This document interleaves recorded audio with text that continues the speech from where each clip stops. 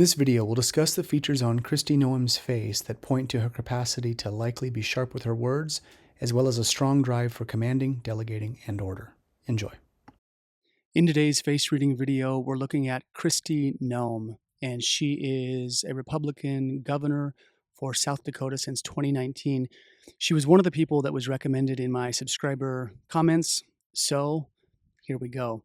But before we jump into that, if you're new to my channel, please go watch the 5-minute crash course face reading video I made a few years back that will give you terms and terminology about face reading. And this is a branch of Chinese medicine, so if you don't watch that, you might be lost with some of the terms that I use. So if you're new, please go watch that. In looking at Kristi Noem's face, the things that I noticed right out of the gates were her dominance in the wood element, the fire element, and the metal element. So right out of the gates, the first thing I want to focus on are the inner canthus of her eyes. So when I was looking at her pictures, particularly when she smiled, what I was drawn to were these sharp inner points right here. So the outer canthus are the outer points of the eyes, the inner canthus are those inner points right there. And so this feature is often associated with, in face reading, the sharp inner canthus, the more pointy they are, the more the person has a propensity to be sharp with words. Now, a couple different things. In the last week's video, when I was looking at Mark Carney's face, I was talking about implied blades. And when you see sharp imagery on the face, sometimes you have to be careful because sharp things can cut you, according to face reading theory. So when we talk about sharp words, it doesn't just mean sharp in the sense that the words can be hurtful, that the person can easily cut with words, but it also means typically they're able to articulate their points very well. So this has some ties to the storyteller lines when we see these, the forehead wrinkles when they're connected. The sharp inner canthus really, again, it's about the honing of words, the honing of arguments, the capacity to be very sharp and articulate with the spoken word. So when we see this, this is typically something that's associated with it. The positive side is that a person can articulate their ideas and make a very good case for what they believe in. But the other thing is that when a person has these sharp points, yes, they can be very cutting with their words. The things they say, the things they push for can be essentially, blunt is the wrong word because I'm talking about something sharp. That's a bit of an oxymoron. But what I mean is that they can be blunt, but that bluntness has a sharp edge. It means they can really cut. So a lot of times when we see that sharp inner canthus, we just want to pay attention to this metric. The thing to pay attention to with face reading is that because a person carries a feature, you don't want to explicitly look for the bad in it. What you want to look for is the good and the bad. And it's something to consider because while some of us might not appreciate sharp words from other people, some of us might not like people who are blunt, direct, and to the point, and speak uncomfortable truths to our face. We may not like that. But when you see a feature on someone, you have to understand this larger infrastructure for face reading that karmic agreements are very real in the East. When your face carries something, that means the person is simply going to wield it. Maybe it's not your cup of tea, but that doesn't mean they don't have a place in the world. It means this is how they roll, this is what they operate, and these are their karmic agreements. These are the things that they will have to navigate in their life. And all of us, we're all navigating something in our life. We all have difficulties, and we all have good grounded strengths that we must embody. So again, don't get too hung up on features and think, well, I don't like, sharp-worded people. It's like, well, you may not be, but there's a lot of people who do. There's a lot of people who really appreciate bluntness. I happen to be one of those. So in any case, sharp inner canthus, it's a fire feature. We see those points.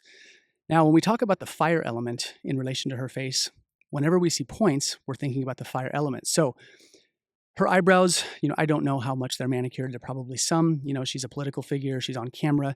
So there's probably some manicuring going on, but she does have sharp points at the end of the eyebrows. She's got sharp points at the inner canthus. She has very sharp points at the edges of the mouth. These are all fire metrics. So fire is about the public eye. Fire is about being seen in public. It's about social activity. It's also about warmth. And warmth can be good or bad. People sometimes don't want to be around a hot fire, right? Campfire, you think about the fire element. Some of us are like, yeah, it's just too much for me. I need to back away from it. So fire in general can be received depending on your elemental constitution and your facial features. How we receive elements really colors that process. So there's quite a bit of fire.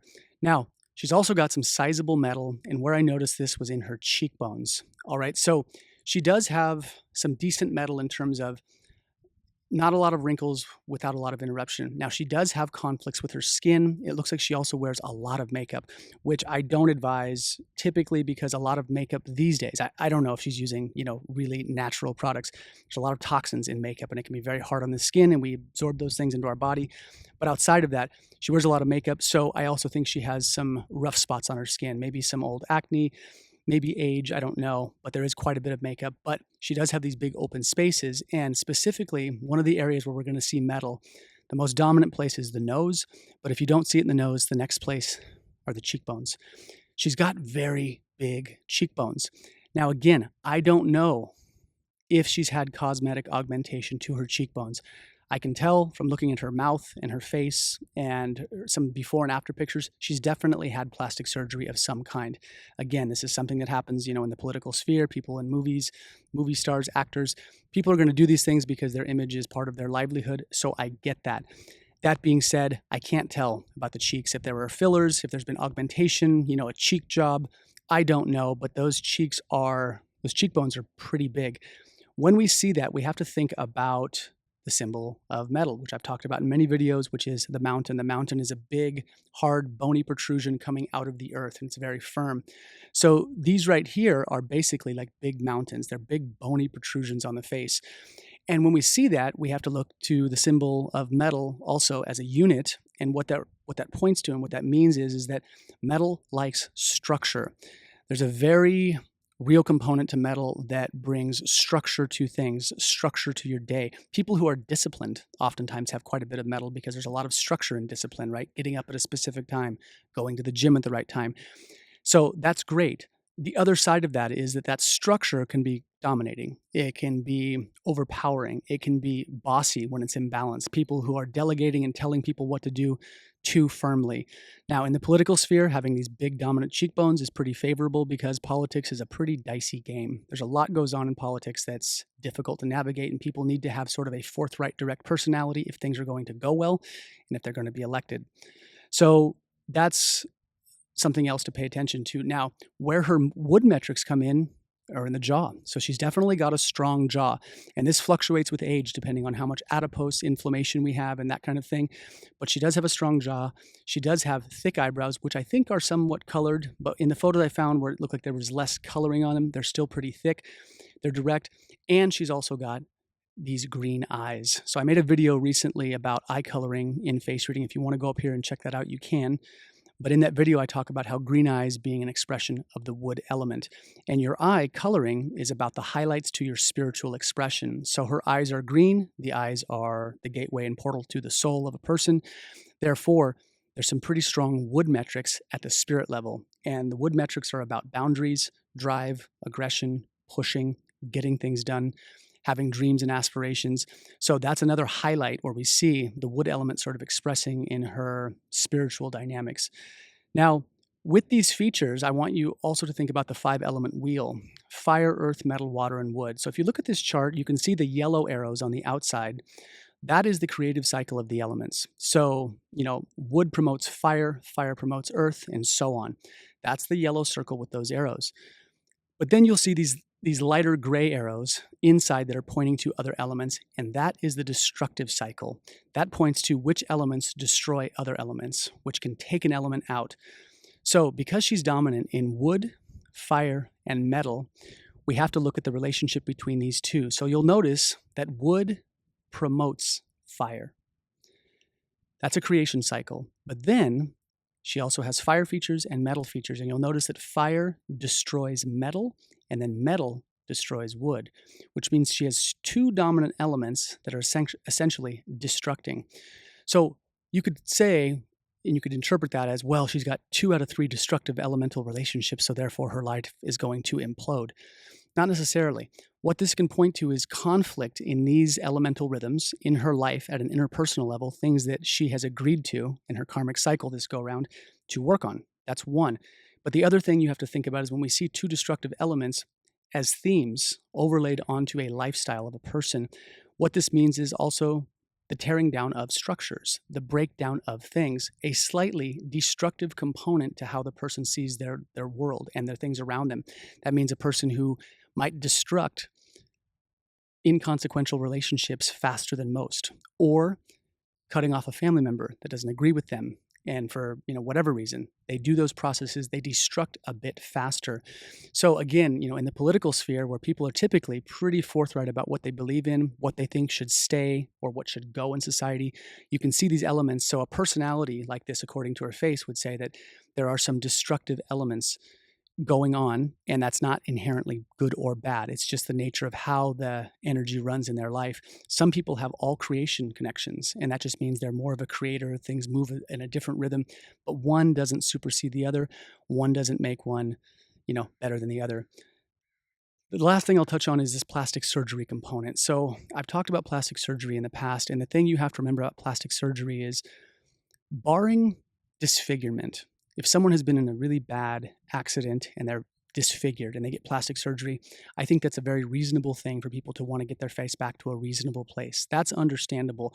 But when we are doing plastic surgery strictly for cosmetics, or because we think we need to look different, or because society dictates, or because the Hollywood stars are doing it, that's where we get into conflict. And the code for plastic surgery and the altering of one's face is usually delusion is one. They have a delusional relationship sometimes, not always, but with how they should be interpreted by society. So sort of the cultural norms, if you will, and they can have sort of a diluted perspective and they buy into that. The other one is that if they're not deluded, there's also, that's internal speak for how I've lived my life, the things I've eaten, the emotional rhythms that I've engaged have not served me well, and now I'm trying to course correct. So again, she's had some fillers. Her face has filled out, and she's also had some fillers that looks like in her lips. So you can see in these photos where she's got like a tighter upper lip, and then in these next photos, it's very full. And so this is what they would call, lip fillers in general point to what they call false earth. You're putting in a dominant earth feature with something you don't naturally carry. It relates to house and home and tenderness and all of these things. So it sort of like puts an earth signal out that she naturally does not carry. And when we get fillers, right, fillers is also false earth because it gives this plumpness and squishiness to the face, which relates to the earth. So she's filled her face with false earth, which means either she's attempting to emulate those rhythms, or she has conflict with her lifestyle rhythms, or she's deluded and wanting to change herself for the masses. Who the hell knows? And, deluded isn't necessarily even a bad thing. We all delude ourselves in some capacity to get things done. People will tell themselves things that are very obtuse and strange and have weird things that motivate them. They'll think about the bully that beat them up as motivating factors. So we can attach these titles to it, but if it gets the job done, so be it. But you do want to pay attention to this, because when we get a lot of plastic surgery, we're also putting a bit of a mask on. We're hiding some of the things we are, and moreover, you're going to be perceived differently. And given her elemental dominance in these three elements, I encourage people to really lean into those rather than buckling at your knees to the demands of society. So an example I can kind of give is Barbra Streisand. Barbra Streisand had a very large, dominant nose, very strong nose in face reading. And when Hollywood executives and people told her to get a nose job because no one will take her seriously, they won't think she's pretty, she told them to fuck off. And I think that was a really good response. There's something to be said for owning your features. And moreover, this whole thing about attractiveness, I think all of us can relate to this, where you've met someone who maybe isn't technically mainstream attractive, right? They've got some asymmetries in their face. They don't fit the bill of really beautiful or really handsome.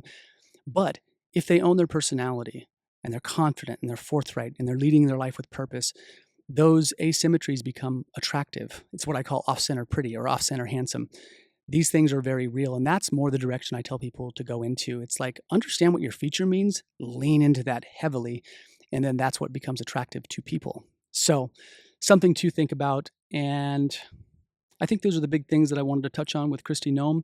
So if you have questions, you got comments or whatever, please put them down below. And again, this is a political figure, and as you can tell, I stayed neutral, and I try to stay neutral with all political figures because the world is so politically charged. So none of this is about none of this commentary is about her political standing. These are just the reading of features in relation to her lifestyle, her life terrain, and how her life force expresses. So thank you for your time. I'll see you guys next time.